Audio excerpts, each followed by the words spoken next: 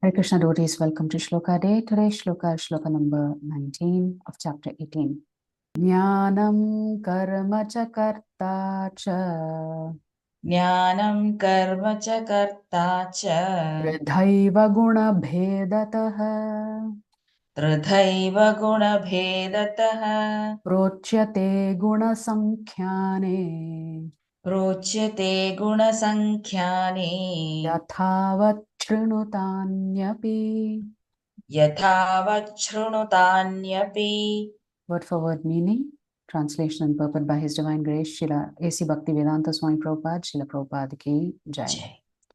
Jnanam, Jnanam, knowledge, knowledge, karma, karma, work, work, cha, also, karta, karta, worker, worker, cha, also, tridha, tridha, of three kinds, of three kinds, eva, certainly, guna bhedataha, guna bhedataha, in terms of different modes of material nature, in terms of different modes of material nature, prochyate, are said, guna sankhyane,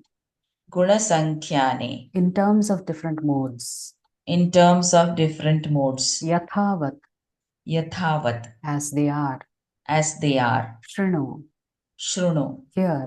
here, tani, all of them, api, also. Translation. According to the three different modes of material nature, there are three kinds of knowledge. Action, and performer of action. Now hear of them from me. Yeah. So Prabhupada writes in the purport, in the 14th chapter, the three divisions of material nature were elaborately described. In that chapter, it was said that the mode of goodness is illuminating, the mode of passion materialistic, and the mode of ignorance conducive to laziness and indolence. All the modes of material nature are binding.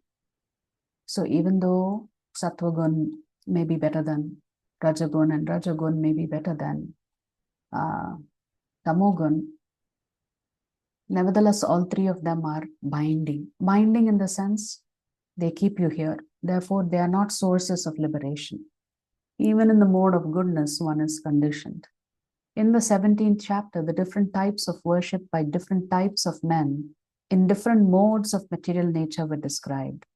In this verse, the Lord says that he wishes to speak about the different types of knowledge, workers, and work itself according to the three material modes. From another parampara, Sri Krishna once again refers to the three modes of nature. In chapter 14, he has given an introduction about these modes and described how they bind the soul to the samsara of life and death. Then in chapter 17, he went into great detail about how these three modes influence the kinds of faith people develop and also their choice of foods. He also explained the three categories of sacrifice, charity, and penance. Here, according to the three gunas, the Lord will explain the three types of knowledge, action, and doers. Amongst the 6 systems of thought in Indian philosophy, the Sankhya philosophy, also called Purusha Prakriti Vada, is recognized as the authority in the matter of analysis of material nature. So Sankhya is an analysis of all things material.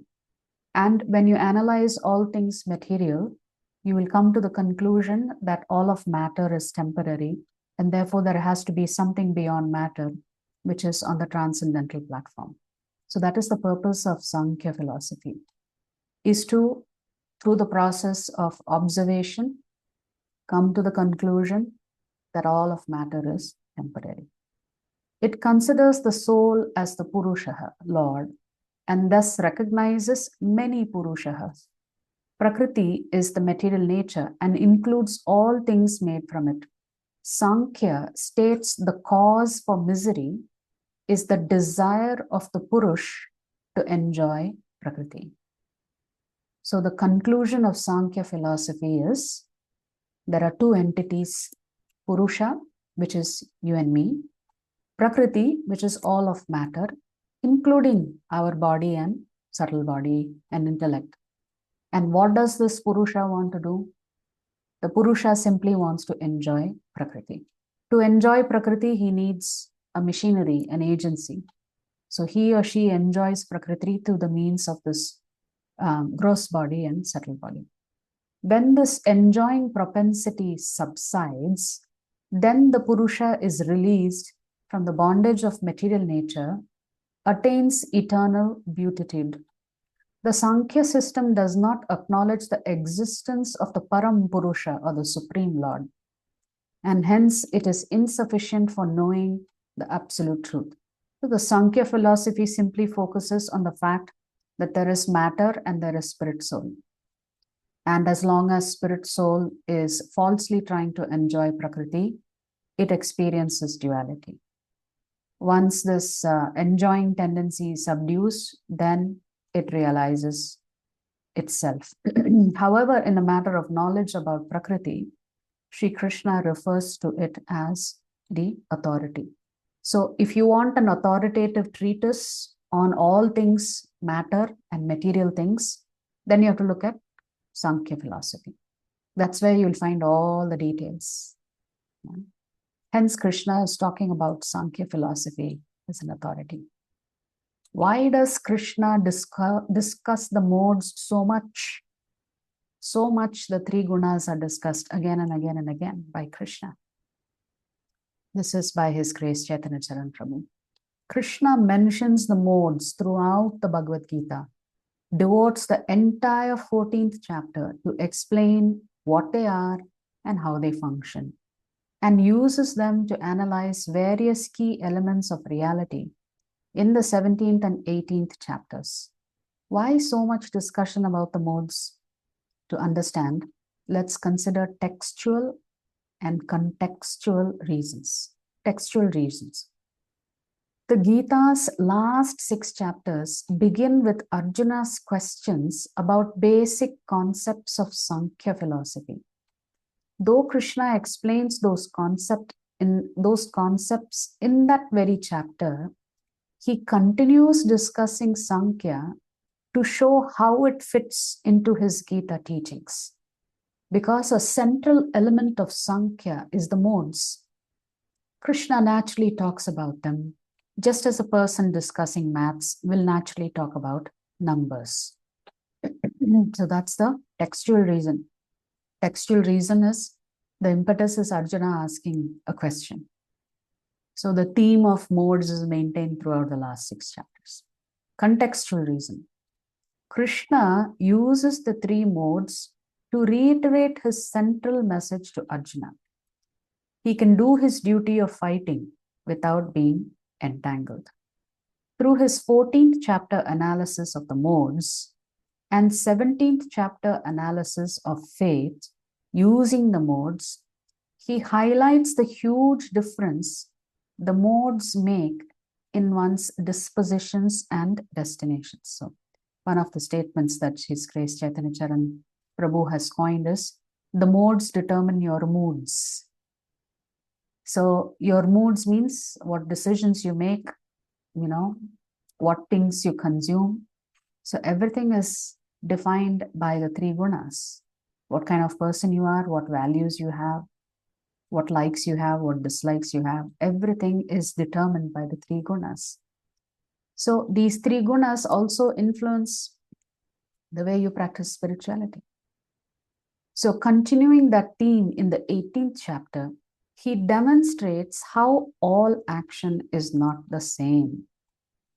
By breaking action into its various components and analyzing those components in terms of the 3 modes, he establishes that those who act in the mode of goodness can be internally detached even while being engaged in their duties externally, and thus they can stay disentangled.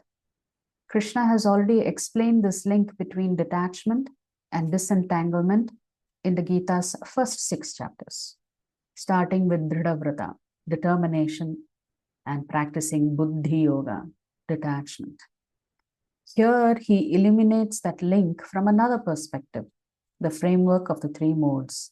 Such is Krishna's teaching genius, he effortlessly integrates the answer to an incidental question into his overall flow of thought and reinforces his consistent conclusion. So Krishna is the brilliant teacher, synthesizing everything that drives towards the same conclusion. Krishna discusses the modes extensively to explain how the Sankhya worldview fits into his teachings, especially the teaching that Arjuna can find without being entangled. Since the Sankhya philosophy concludes that Purusha is only trying to enjoy Prakriti, and the best way to disentangle oneself from all things material is to develop this detachment. Therefore, Krishna is also using the Sankhya philosophy to tell Arjuna he can also develop this detachment and still do his duty and his prescribed responsibilities. Of course, the Sankhya philosophy is taught by the Lord himself as Kapila Muni to his mother, Devahuti. But even in that chapter, when you read in Srimad Bhagavatam, Mother Devahuti also asks questions about bhakti. And Kapila Muni explains bhakti also to his mother. So it's not just Sankhya philosophy. If you like our videos, please subscribe to our channel and turn on the bell notification. If you'd like to join our classes every day, please check the details in the description section of this video. We look forward to serving you.